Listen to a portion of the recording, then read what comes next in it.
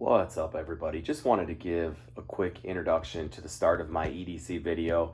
So this is going to be my everyday carry, and one thing I wanted to add at the front end of this video, this might not be the carry for you. This might not be your jam when it comes to EDC, and I get that. Everybody has a different occupation. Everybody has different hobbies and different needs, and that's what's cool about EDC. And that's why I like watching a lot of EDC reviews online. I like to go on to forums and see what's new, see what's hot. As you'll see, most of these products I've had for well over a year. It's a very simplistic EDC compared to what I see others carry. So enjoy the video. If you have any questions or comments, add them below. I'd like to hear what everybody finds valuable. But this is really my core of kind of what I carry and what I use and the why behind each. So appreciate it. Please like, subscribe, and without further ado. Hey everybody, here's my carry for August 2022 as far as EDC goes. Start off with the Garmin Instinct watch. So this is a watch I've owned for almost 2 years now.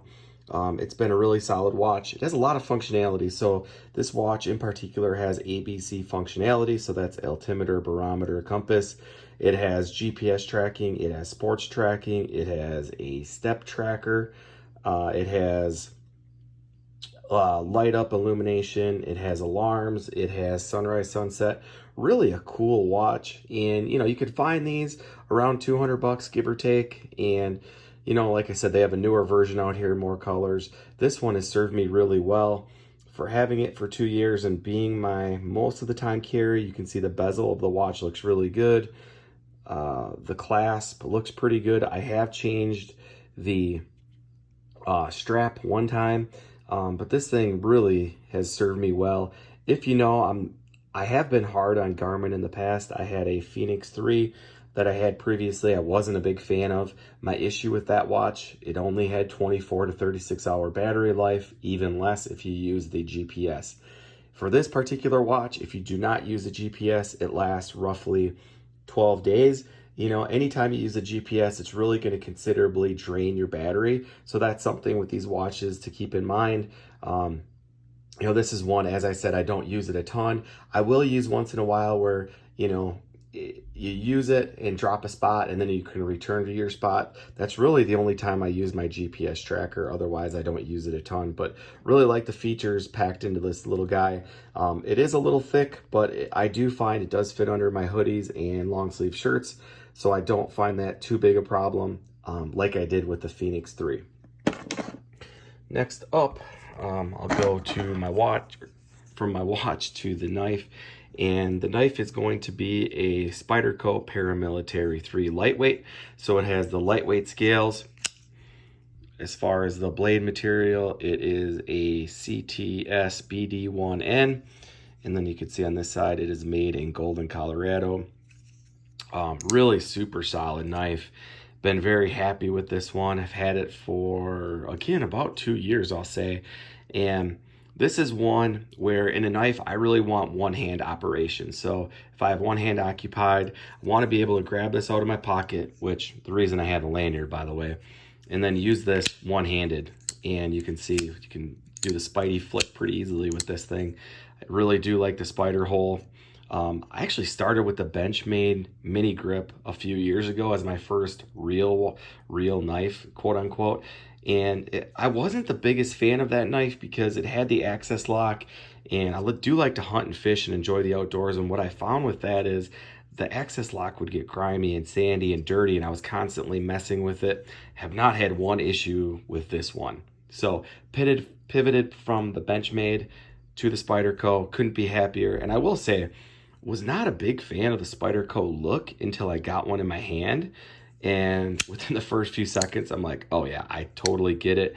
Really enamored with Spyderco. This is my only Spyderco knife, but now I'm really wanting more, but I'm trying to hold back because they are expensive. This is around 100 bucks, 115 bucks from Amazon. You might be able to find them a little cheaper on deals or in a forum. Next up is my wallet. So this is a Three Sons Leather Company wallet. So there's a logo. So under the radar leather company, but really like this thing. I've had it for about 20 months. It has 4 pockets, one here, one there, one in the middle, and then one in the back. So as you can tell, it's a minimalist wallet, meaning that it's meant for your front pocket. You know, it's not meant to carry a ton of cash or cards. In this case, I have 5 bills in here and 4 cards, and this is just perfect for me. I've downsized several years ago to a front pocket carry, and that's all I'll have the rest of my life. So I'll never have a big George Costanza anymore. I did add the tile to it. So if you're not familiar with the tile system, it's basically a system where you put this in your wallet. So I put this in my middle pocket. I'm gonna try to do this one-handed here. And if you ever lose your wallet via Bluetooth, you'll be able to locate it with your app on your phone or iPad or whatever. So that has come in handy in the times that I've lost or misplaced it. I also have that on my keys, which is the reason I have my keys here, so that I have one on my keys and one in my wallet, which is really nice. And then conversely, I can use this and actually buzz my phone, which is really sweet. So if I lose my phone but I have my keys, I can find it, or conversely, I can buzz these. So really cool. All right, so moving on to the sunglasses. I'll be quick with this one. So these are Costas. They are the Rinconcittos. These have the plastic lens. They don't have the glass lens, so you can see the 580p, or maybe you can't here. Been really happy with these. Had these for over a year. The one thing I was worried about with plastic over the glass version is scratches, and I'll say these things have held up awesome. And the reason I like the plastic, they're lighter, and the Rinconcitto has the little rubber nose piece here. Super comfortable. And as far as the polarization, which these have, it's nice because you can still see in the water really well, but it doesn't impact looking at a cell phone that much. So that's something that I found very valuable. Last but not least, Jabra. These are the 65T Sport earbuds. I'm using these on the video right now. This case actually charges the earbuds 2 to 3 times. This gives you a little color. It's green right now, meaning it's a fully charged, and as the battery degrades, you know, this will be orange or red if there's only 1 or less battery charges left. So really nice. Noise canceling's okay on them. Awesome video, awesome microphone. I should say awesome audio.